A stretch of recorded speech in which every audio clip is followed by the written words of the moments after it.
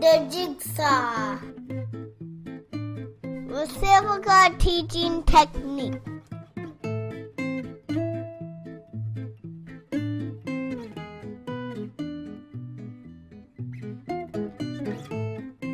Divide your class into 4 primary groups.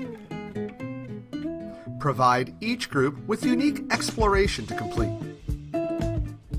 Group members should be in close communication with other members of their group during the exploration.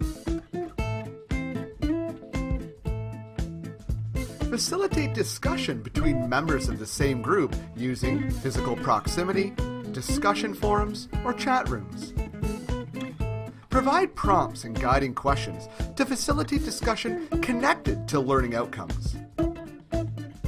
Next, form new groups with 1 member from each of the primary groups. In this case, 4 primary groups translates to groups of 4. Each member in our new groups will share a presentation addressing the unique exploration they participated in previously. This could be done using oral presentations, synchronous chat, online presentations, or asynchronous forum discussions. Now, while you might be familiar with the process for setting up a Jigsaw in a face-to-face classroom, the process for setting up a Jigsaw for blended or online delivery can be quite different. Let's take a look. Welcome to Week 5 of an educational technology course in the Teacher Education program. One of our learning outcomes for teacher candidates in this course is to develop their familiarity with a wide variety of educational technologies. In Week 5, our teacher candidates participate in a learning object jigsaw exploration to develop their awareness of some new web tools. We've produced the activity using the Lessons tool in Sakai. We begin by reviewing the concept of a learning object, sharing this handily embedded YouTube video, which was self-produced to meet our instructional needs. What is a learning object? We won't watch the video in its entirety right now. After viewing, teacher candidates scroll down to determine their color group and numbered group assignments. We communicate this by exporting a class list from Sakai, copying and pasting into Google Sheet, organizing the group assignments, and embedding the document directly in our Week 5 Core Learning Activity Lessons page. After determining their color group and numbered group assignments, teacher candidates are prompted to scroll down and select from the buttons below, choosing the one that corresponds with their colored group assignment. Let's select one of those now. You can see that after selecting the red button, I'm redirected to a new page, hosting the red group exploration activity. And here on this page you can see there's a variety of text, hyperlinks, and embedded videos. We've carefully selected the content in each of these modules to introduce teacher candidates to these tools and technologies in the context of how they might use them in an educational setting. Whether that be face-to-face, online, or blended environments, each of these tools can be instrumental in facilitating learning activities for their students.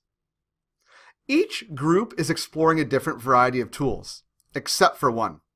The first tool each group is exposed to is the Today's Meet tool. You can see if I click on the hyperlink in the Today's Meet section, I'm redirected to a new page. And on this page, you can see a variety of dialogue in a chat room.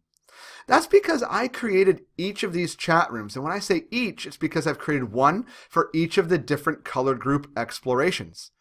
So, while each of the groups is exploring their unique variety of tools, they are also participating in this back channel discussion, talking about the tools that they're exploring in the context of how they might use them in their teaching.